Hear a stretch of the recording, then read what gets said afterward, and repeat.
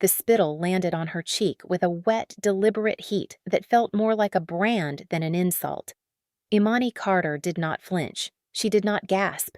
She held the older woman's furious, hate-filled gaze and felt a profound, chilling stillness settle over the opulent bedroom. The air, thick with the scent of expensive lilies and antiseptic, seemed to crystallize. Outside the silk-draped windows, the sounds of New York City were a distant, irrelevant hum. Inside, there was only the ragged breathing of Mrs. Kwan and the silent, thudding drum of Imani's own heart. "You are filth," the woman rasped, her voice a dry crackle of contempt. Her perfectly manicured hand, though weakened by illness, was clenched into a tight fist on the damask sheets. "A stain in my home, on my family." Imani reached into the pocket of her scrubs, her movements slow and measured. She pulled out a sterile wipe, tore open the packet, and calmly cleaned her face.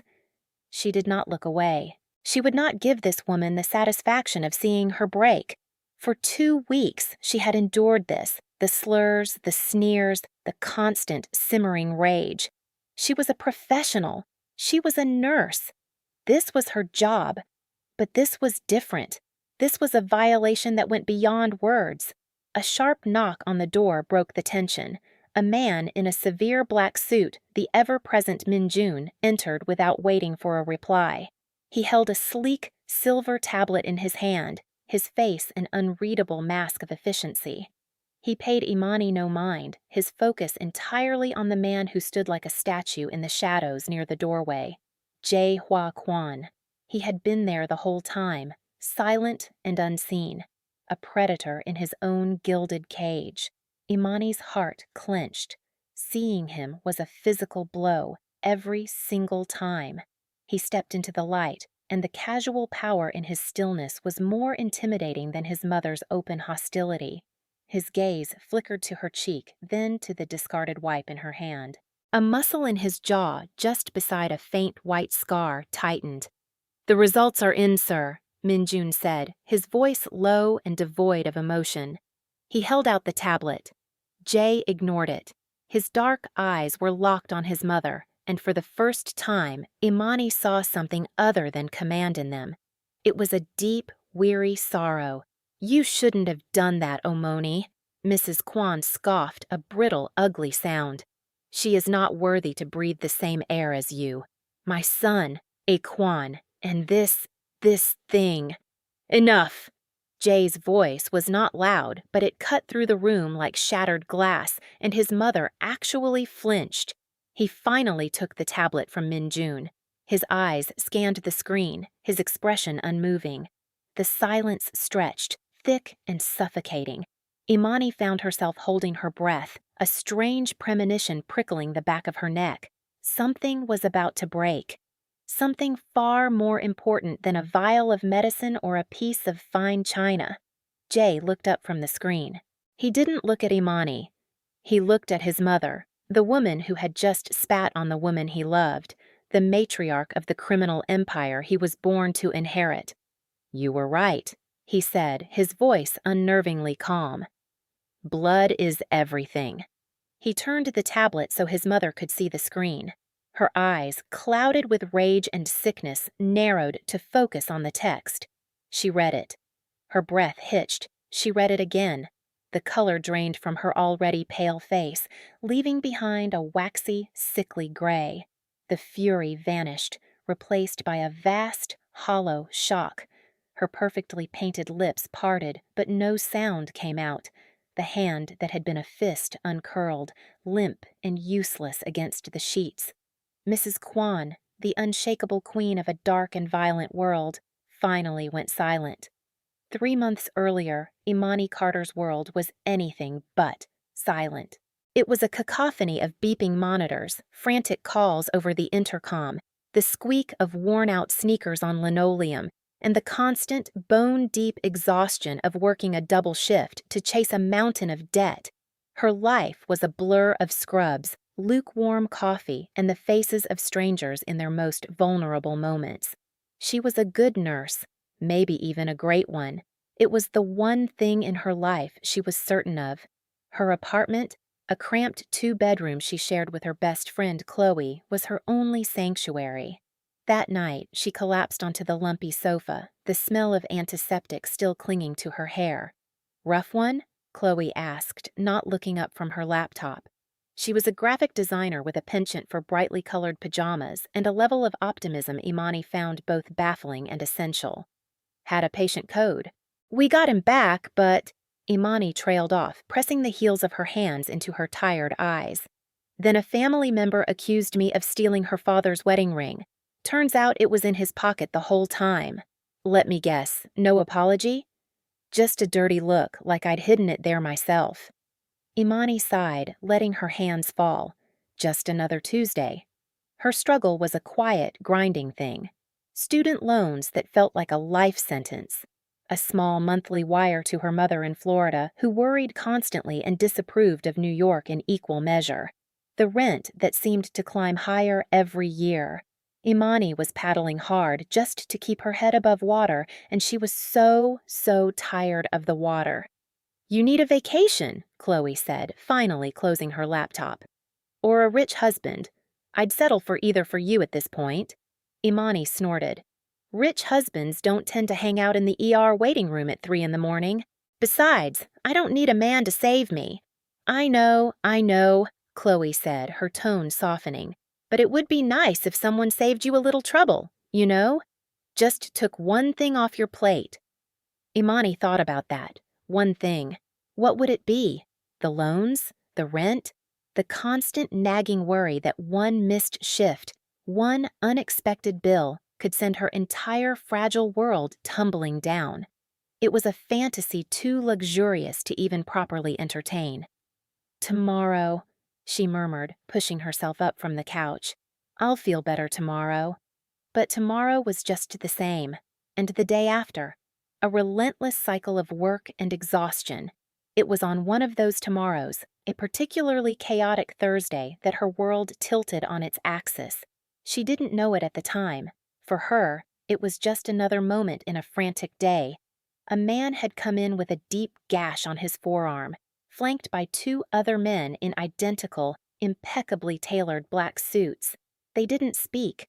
They just stood, their presence sucking all the air out of the bustling triage area. Imani, ever practical, paid them no mind. She was focused on the patient, a young man who was trying very hard to look tough, but whose pale face and trembling hands gave him away. "This is going to need stitches," she said, her voice calm and authoritative as she cleaned the wound. "And you're going to need a tetanus shot." "When was your last one?" The young man just stared at her blankly. One of the silent men stepped forward. He was older, his face a mask of polite deference, but his eyes were sharp and missed nothing. "He is up to date on all his vaccinations." Imani raised an eyebrow. "And you are?" "An associate." She turned her attention back to the patient. "Well, associate, can you tell your friend to relax his arm? I can't stitch a rock." She felt a gaze on her then. It was heavy, intense. She glanced up, across the waiting area, and her eyes met another's. He was standing slightly apart from a different group of suited men, a king holding court in the grimy kingdom of the ER. He was devastatingly handsome in a way that was almost offensive. Sharp jaw, high cheekbones, dark hair that fell with artful carelessness over his brow. But it was his eyes that held her. They were dark, bottomless, and they were fixed on her with an unnerving, absolute focus. It felt less like he was looking at her and more like he was seeing her, right down to the frayed edges of her soul. A shiver, unwelcome and strange, traced a line down her spine. For a split second, the noise of the ER faded away. There was only the silent, charged connection between them, a frozen moment. Then a call for a code blue blared over the speaker, and the moment shattered. Imani broke eye contact, her professionalism snapping back into place like a shield. She finished patching up her patient, gave him his discharge papers, and raced off toward the emergency, the stranger's intense gaze already fading from her conscious mind, relegated to just another weird moment in a weird job. She had no idea that for the man across the room, it wasn't a moment. It was a beginning. Jae-hwa Kwon did not believe in fate. Fate was a luxury for men who did not have their lives mapped out for them from birth. His path had been forged by his father, a brutal and brilliant man who had built a criminal empire and placed its terrible weight squarely on his only son's shoulders. Jay's life was a series of obligations, of calculated risks, of necessary violences. It was a life of immense power and profound, crushing loneliness. He was at the hospital because one of his father's capos, a reckless fool, had gotten into a knife fight over a perceived slight. It was tedious. It was beneath him. Jay was leaning against a wall, his mind a million miles away, planning a hostile takeover of a rival's shipping routes, when he saw her. She was not the most beautiful woman he had ever seen. Not in the polished, perfect way of the women who moved through his world. Her hair was pulled back in a simple, functional ponytail. Her face was bare of makeup, her skin glowing under the harsh fluorescent lights. She was arguing with a large, belligerent man who was shouting in her face, and she wasn't backing down. Her voice was firm, her chin was up, and there was a fire in her eyes that fascinated him. Then she moved on to the next patient, the young associate of his who'd been injured.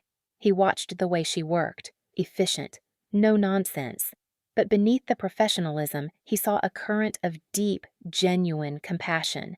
She spoke to the boy not as a gangster or a problem, but as a person who was hurt and scared. And then she had looked up, and her eyes had met his.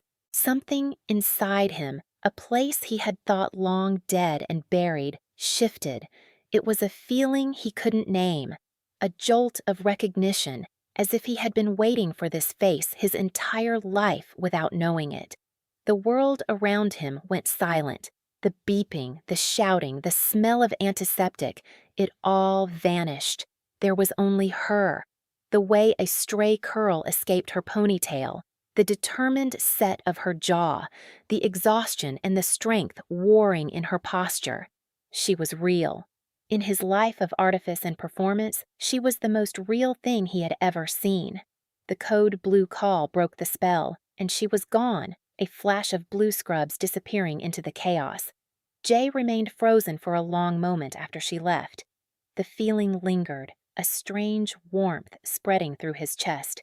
Min Jun, his ever-loyal second-in-command, materialized at his side. "Sir, is everything all right?" Jay didn't look at him. His eyes were still fixed on the spot where she had been standing. "Who is she?" Min Jun was the best in the business. He could find anyone, anywhere, but this request was different. The tone of his boss's voice was one he had never heard before. It was not a command. It was a need. "I will find out, sir," Min Jun said. "I know," Jay said, his voice barely a whisper. He pushed himself off the wall. The boredom was gone. The tedium was gone. In their place was a new, singular purpose. He had to see her again. The first sign that Imani's life was no longer entirely her own was a simple email. It was from the Federal Student Loan Service, and the subject line read, "Your loan has been paid in full." She stared at it, convinced it was a phishing scam. She logged into her account directly. The balance, the six-figure number that had haunted her sleep for years, was gone. 0. Paid. Her first reaction was not joy. It was stark, undiluted terror. "Chloe, come look at this," she called out, her voice trembling. Chloe peered over her shoulder. Her eyes went wide. "Oh my God, Imani, you won the lottery! Did you enter a lottery? Is this real?" "It's not a lottery, it's a mistake," Imani insisted, her heart hammering against her ribs. "It has to be, or it's something worse." She immediately called the loan service. The chipper representative on the other end confirmed it. An anonymous wire transfer had been made that morning for the full amount. It was untraceable, a simple bank-to-bank transfer. It was legal. It was done. "This is creepy," Imani said, hanging up the phone, the word feeling wholly inadequate. "This is deeply, profoundly creepy. Who does that?" "A secret admirer?" Chloe offered, her initial excitement giving way to a flicker of concern. "A very, very rich secret admirer?" Then came the other things. A fleet of state-of-the-art diagnostic machines delivered to her underfunded hospital floor, an anonymous donation valued at over $1 million, a new, top-of-the-line espresso machine in the break room, a small luxury that felt like an absolute miracle to the exhausted staff. Imani shared in the collective joy, but a knot of dread was tightening in her stomach. She knew, somehow, that this was connected to her. The final straw was the car, a sleek, black sedan with tinted windows. It was parked across the street from her apartment building when she left for work. It was there when she came home. It never moved. It just watched. "That's it," she told Chloe, pulling her curtains shut. "I'm calling the police." "And tell them what? That someone paid off your debt and a car is legally parking on a public street?" Chloe said, though she looked worried. "Imani, who is this person?" Imani's mind raced, scrolling through the thousands of faces she saw at work. Patients, family members, and then an image surfaced. A handsome face, dark, intense eyes, a frozen moment in the chaos of the ER. "Oh no," she whispered. Jay knew he was frightening her. Minjun's reports were detailed. He knew about her call to the loan service, her panicked conversation with her friend. He knew she had noticed the surveillance car. Part of him, the part that was used to taking what he wanted, didn't care. He had removed a burden from her life. Why wasn't she grateful? But another part of him, the new and unfamiliar part that had woken up when he saw her, felt a pang of guilt. He was behaving like the predator he was, stalking his prey. That wasn't how he wanted her to see him. "The direct approach is required," Minjun stated, looking up from his tablet. "She is not a woman who will be won over by displays of wealth she cannot explain. You are intimidating her." Jay hated that Minjun was right. He wasn't used to being clumsy. In his world, power was a key that opened any door. But Imani's door seemed to have a different kind of lock. "Fine," Jay said. "Arrange it." The next evening, as Imani left the hospital, her steps hurried and her eyes scanning for the black sedan, she nearly collided with a solid wall of a man. She stumbled back, a sharp retort on her lips, and looked up. It was him, the man from the ER. He was even more intimidating up close, taller than she'd realized, dressed in a dark, perfectly tailored suit that probably cost more than her car. He just stood there, watching her with those same intense eyes. "You," she breathed, a mixture of fear and anger making her voice sharp. "Me?" Jay confirmed. His voice was a low, smooth baritone that seemed to vibrate in the air between them. "The loans, the machines, the car," she said, ticking them off on her fingers. "That's all you, isn't it?" "Yes." No apology, no explanation. Just a simple, infuriating admission. "Why?" she demanded. "What do you want?" "To have dinner with you." Imani stared at him, dumbfounded. Of all the things she had expected him to say, that was not it. "Dinner? You paid off a 6-figure debt and are having me followed because you want dinner?" "I am not having you followed," he corrected smoothly. "I am having you protected." "Protected from what? Spontaneous good fortune?" She shot back, her sarcasm a thin shield against the sheer absurdity of the situation. "This isn't romantic. It's the plot of a horror movie. I don't know you." "My name is Jae Hwa Kwan." He extended a hand. She ignored it. "And I would like to get to know you. One dinner. That's all I ask. If, after that, you want me to disappear from your life, I will." She looked at him, really looked at him.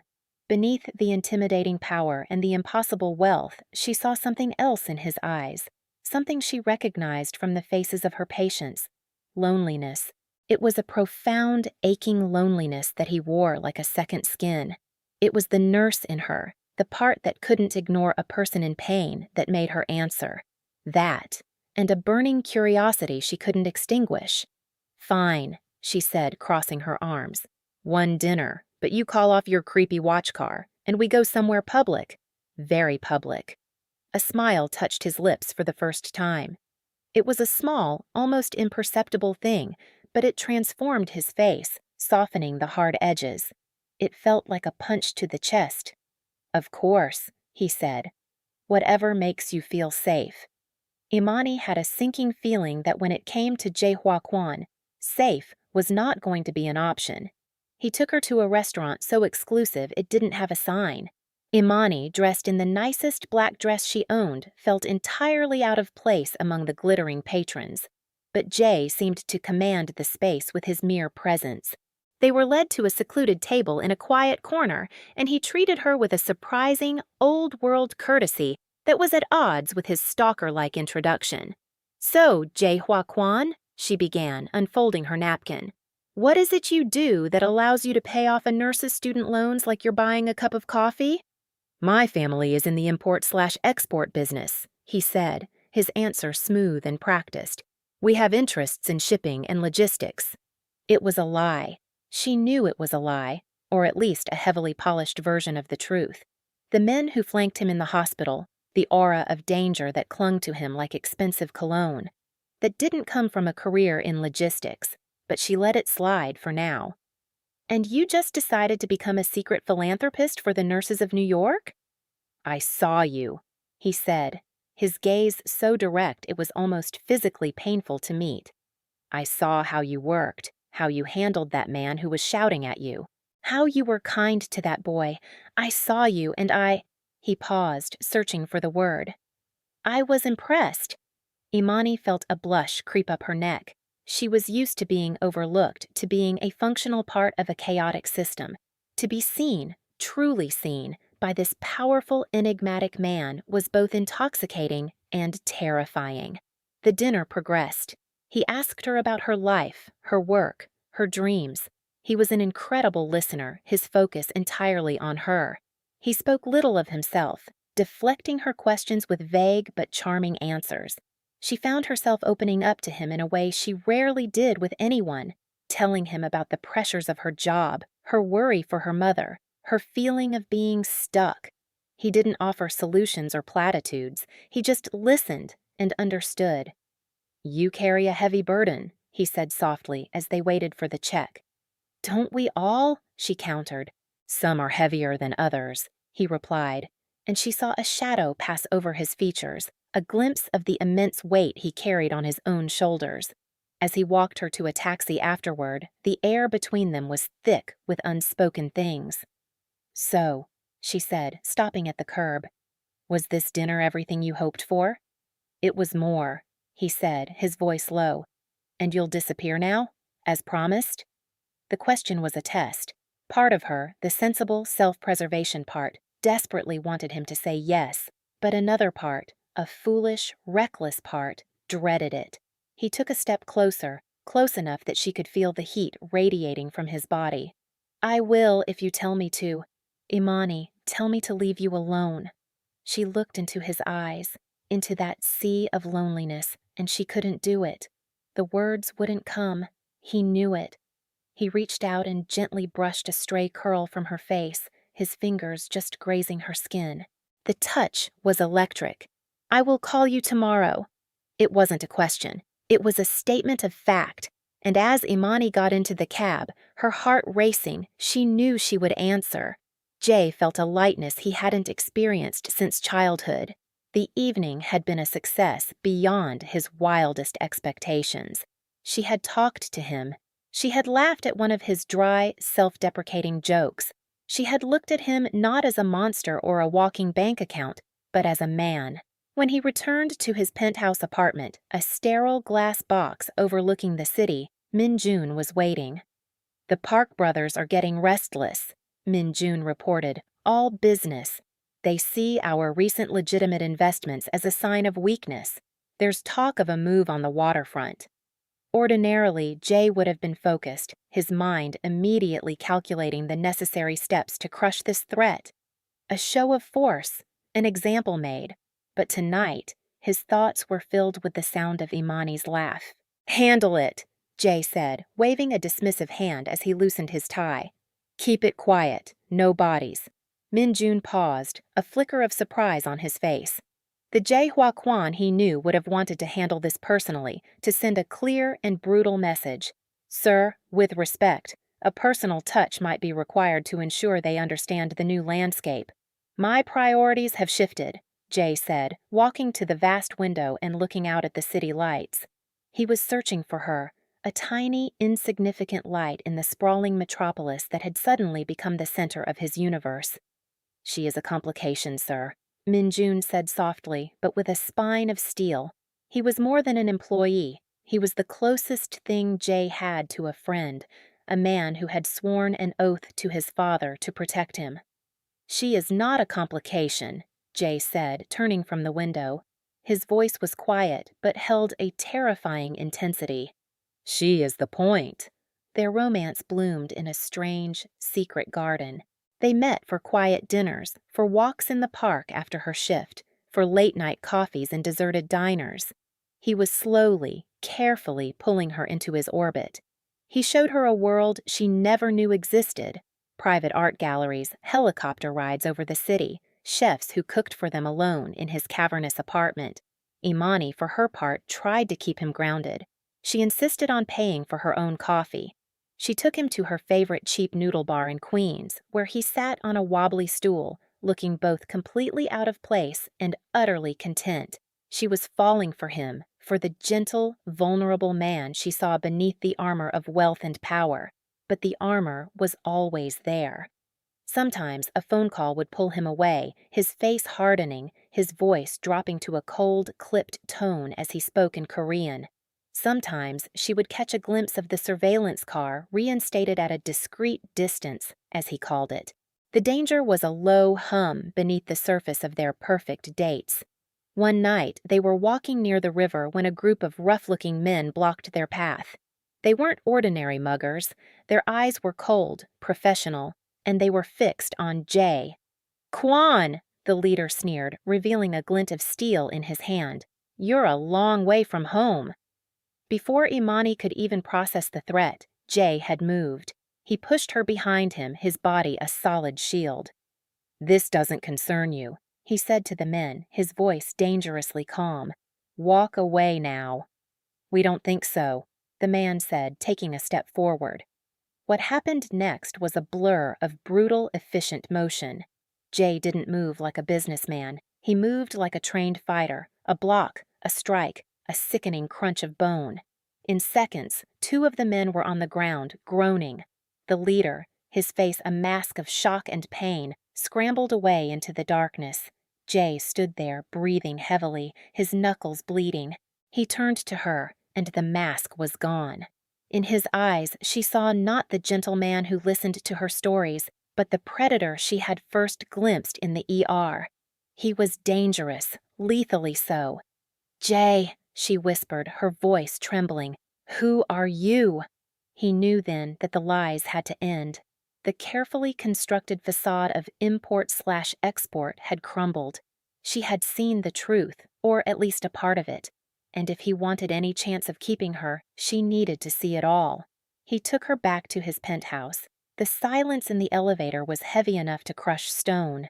He led her to the living room and poured 2 glasses of whiskey, his hands not quite steady. "My father didn't just build a logistics company, Imani," he began, his back to her as he stared out the window. "He built an organization, the Kwan family. In Korea, they call us Kangpai. Here, they just call us trouble." He turned to face her, his expression stripped bare of all pretense. "It's a criminal enterprise. Smuggling, racketeering, money laundering, and violence. A lot of violence. It's ugly, and it's brutal, and it's been my entire life. My father died 2 years ago. He left it all to me. This money, this apartment, this life. It's all built on a foundation of crime and fear." Imani sank onto the sofa, the whiskey glass cold in her hand. The words hit her one by one, each a physical blow.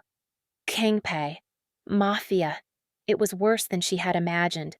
So much worse.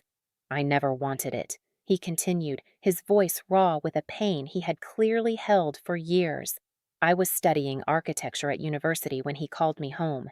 He was sick. He told me it was my duty, my burden, to protect the family, to lead, and I have. But I hate it. I hate what I have to be every single day." He knelt in front of her, taking her hands in his. They were cold as ice. "But then I saw you, and you were light. You were everything this world isn't, good and kind and real. And I am so selfishly, desperately in love with you, Imani." Tears were streaming down her face now, tears of fear, of confusion, of a terrible, terrible heartbreak. She loved him. She knew it in that moment with a certainty that was agonizing. She loved this good, broken man who was trapped inside a monster's life. "I can't," she whispered, the words tearing from her throat. "Jay, I can't." Her principles, the core of who she was, screamed at her. Her father had been a police officer, killed in the line of duty. She had built her life on a foundation of service and integrity. How could she be with a man who represented everything she stood against? How could she kiss him knowing his hands were stained with violence? How could she live in a penthouse paid for by the suffering of others? "I can't be the woman who waits at home, wondering if you're coming back alive or in handcuffs," she sobbed, pulling her hands away from his. "I can't look at myself in the mirror. I can't be a part of your world." The hope in his eyes died. It was the most painful thing she had ever witnessed. He had shown her his deepest, darkest secret, laid his soul bare, and she was rejecting it. She was rejecting him. "I understand," he said, his voice hollow. He stood up, retreating back into his shell of cold composure. The king was back on his throne. She stood up, her legs unsteady. "I have to go." He didn't try to stop her. He just watched as she walked to the door, each step an eternity. She paused, her hand on the handle, and looked back at him. He looked utterly alone, a solitary figure in a vast, empty cage of his own making. "Goodbye, Jay," she said, her voice breaking. Then she was gone. The door clicked shut, and the sound echoed the final, definitive breaking of his heart. Imani's life snapped back to what it was before, but the colors were all muted. The cacophony of the hospital was just noise again, no longer a sign of life. The exhaustion was just exhaustion, no longer a noble sacrifice. She went to work, she came home, she paid her rent, she sent money to her mother, but she was a ghost, haunting the edges of her own existence. "You did the right thing," Chloe told her, wrapping a blanket around her shoulders as she sat staring blankly at the TV. "He's a gangster, Imani, a literal mafia boss. You couldn't have a life with him." "I know," Imani whispered. "I know." But knowing it didn't stop the ache in her chest. It didn't stop her from scanning every black sedan she saw on the street, hoping for a glimpse of him. It didn't stop her from dreaming of his smile, of the feel of his hand in hers. She had chosen safety over love, principles over passion. It was the right choice. It was the only choice. And it was destroying her. Her mother, when Imani finally confessed a heavily edited version of the story, was relieved. "Oh, baby, I was so worried. A man like that, no good can come from it." "You're better off. You're safe." Imani was safe, and she had never been more miserable. For Jay, her absence was a physical void. The penthouse was colder, emptier. The city lights outside his window were just meaningless sparkles. He threw himself into his work with a ruthless ferocity that terrified his allies and enemies alike. He consolidated his power on the waterfront, crushing the Park brothers with a single brutal stroke that was both brilliant and chilling. He made more money. He gained more power. And none of it mattered.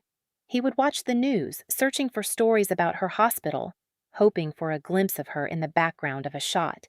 He had Min Jun give him daily reports on her, a violation of his promise to disappear, but one he couldn't stop himself from committing. She was working too much. She looked tired. She wasn't smiling. "Sir, this is not healthy," Min Jun said one evening, finding Jay staring at a candid photo of Imani grabbing coffee, a deep sadness in her eyes. "Leave me," Jay growled, not looking away from the image. "Your father burdened you with this life," Min Jun pressed, his loyalty forcing him to speak. But he would not want it to destroy you. This grief, it is making you reckless. Jay finally looked up, his eyes burning with a cold, dead fire. What would you have me do? I offered her everything I have, and it wasn't enough. It was too much. The thing that gives me the power to protect her is the very thing that drives her away. The paradox was absolute. To be worthy of her, he had to give up the only life he had ever known. But to give up that life was to show weakness, to invite destruction upon his family and his people. He was trapped, king of a gilded cage, rattling the bars in silent, impotent rage. The call about his mother came in the middle of the night. It was her heart. She was old, her health fragile for years, but her will had always been iron. Now her body was failing her. She was moved from the hospital back to the Kwan family estate, a sprawling mansion in the country outside New York. She refused to be cared for by strangers she deemed beneath her. She was, in short, the worst patient imaginable. An idea, desperate and selfish, began to form in Jay's mind. A way to see Imani again. A way to bring her back into his world, even for a short time. He knew it was wrong. He knew it was manipulative. He didn't care. The gaping wound of her absence was too much to bear. He made a call, not to Imani, but to the most exclusive private nursing agency in the city. He requested their best nurse for a difficult, high-profile live-in case. He described a patient that required a unique blend of toughness, compassion, and impeccable skill. He described Imani, and he offered a rate of pay that was impossible to refuse. When Imani got the call from her agency, she was stunned. The salary was astronomical. It would be enough to pay off the imaginary new loan she had taken out to try and repay Jay, a futile gesture as the bank wouldn't tell her where to send the money. It would secure her mother's future. It was the answer to all her financial prayers. The client was anonymous, listed only as a private family. The location was outside the city. It was a 3-month contract. "You have to take it," Chloe urged. "This is life-changing money, Imani. This is the one thing you've been waiting for, the thing to take the weight off." A sense of unease coiled in Imani's gut. It felt too good to be true. But she couldn't afford to turn it down. She was too tired of struggling. She accepted. 2 days later, a black car, not the sedan, but a larger, more imposing SUV, picked her up. She watched the city skyline shrink in the rearview mirror, a knot of anxiety tightening in her chest. The car passed through a set of massive, ornate iron gates and drove up a long, winding driveway. It stopped in front of a house that looked more like a European palace than a private home. Imani stepped out of the car, her small suitcase in hand, and stared up at the imposing facade. And the heavy oak doors opened. Jay stood in the doorway. The world stopped. The air left her lungs.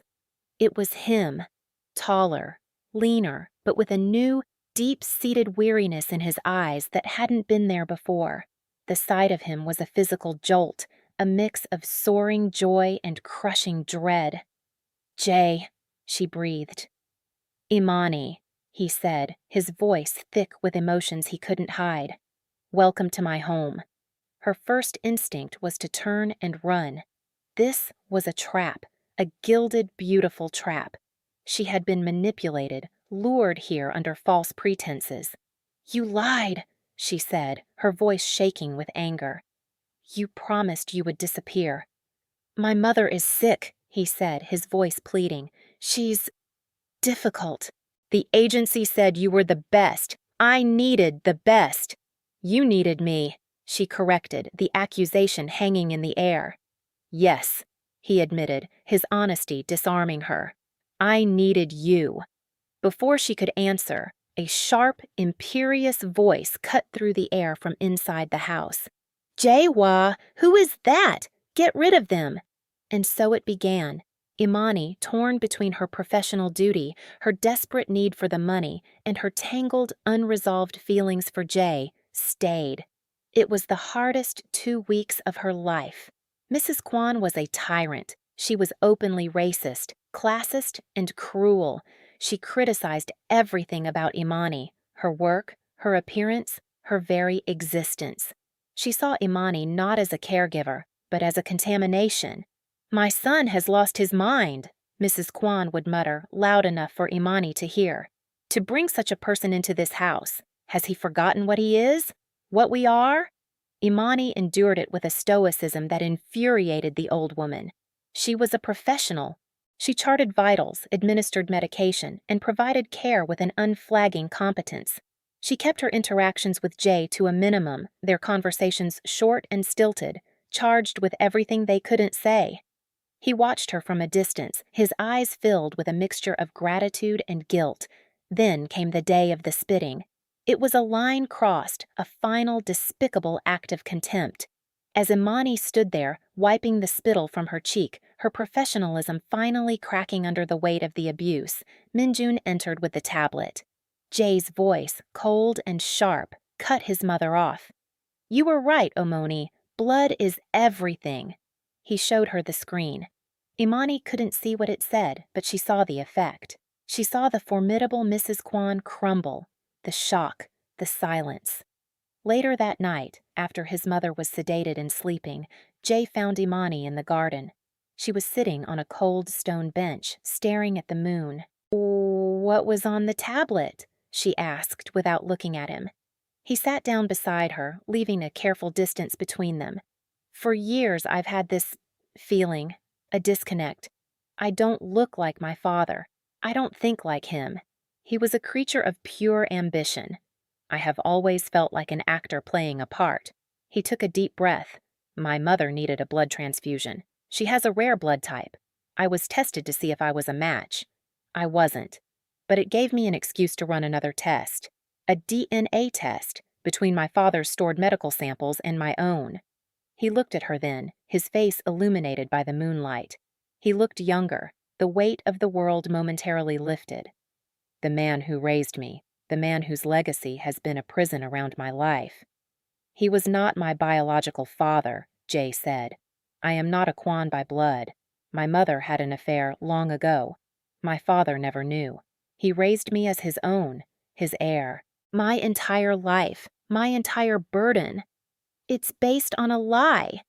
Imani stared at him, speechless. The implications were staggering.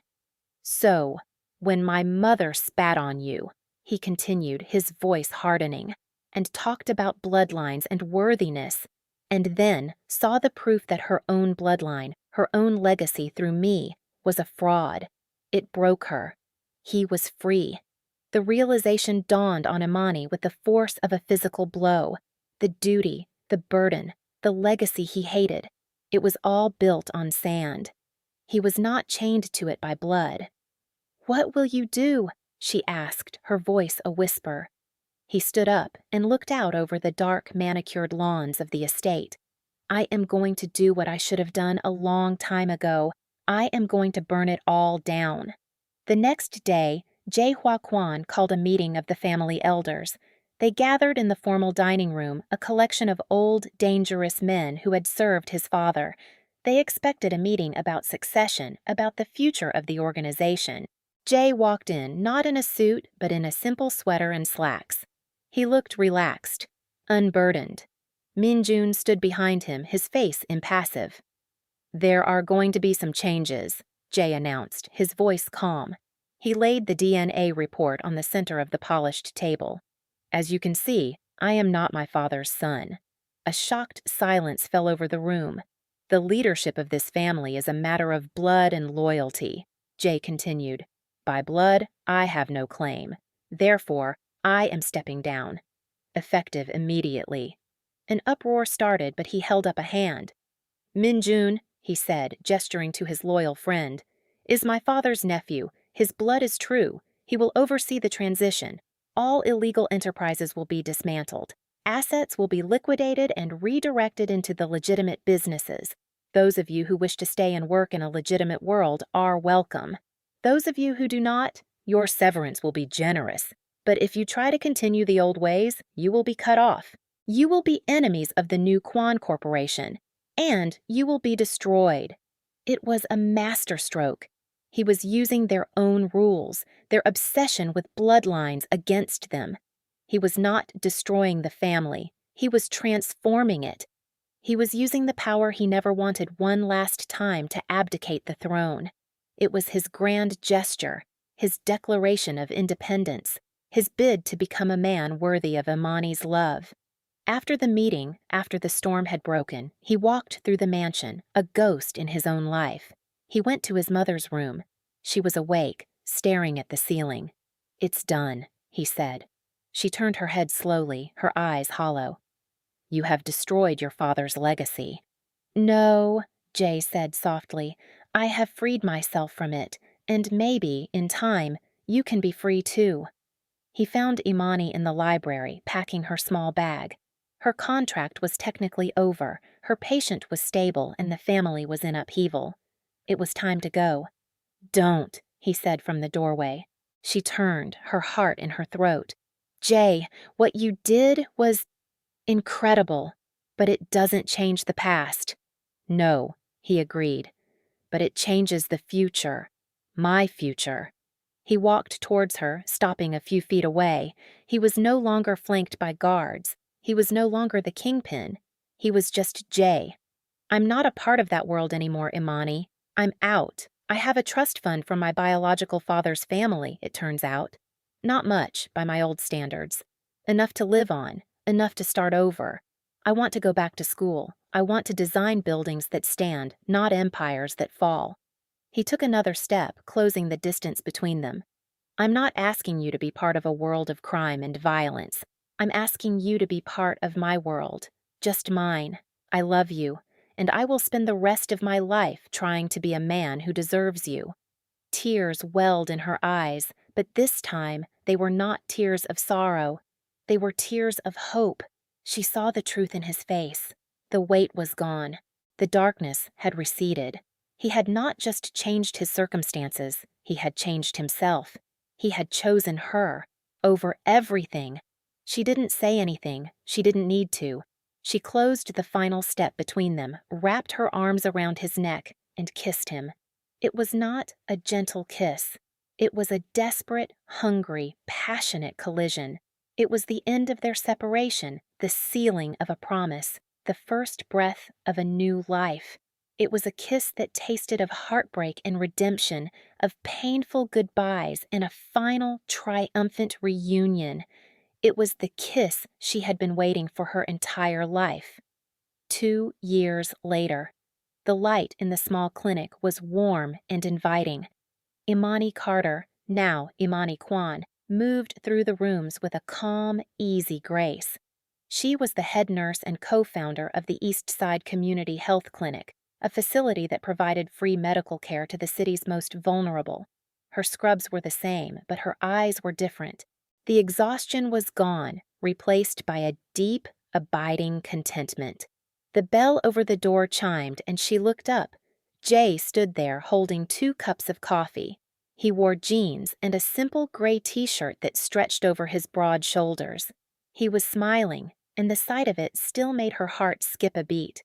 He had finished his architecture degree, graduating at the top of his class. His first project, a beautiful and innovative low-income housing unit, had just broken ground a few blocks away. He ran a small, successful design firm with 2 other partners. His life was quiet and purposeful, and his own. He handed her a coffee, his fingers brushing against hers. "Ready to go home?" he asked. "Almost," she said, leaning against the counter. "Just have to finish these charts." He didn't rush her. He leaned next to her, sipping his coffee, and just watched her work. His expression was one of quiet awe, the same look he'd had on his face that very first day in the ER. He was still impressed. He was still in love.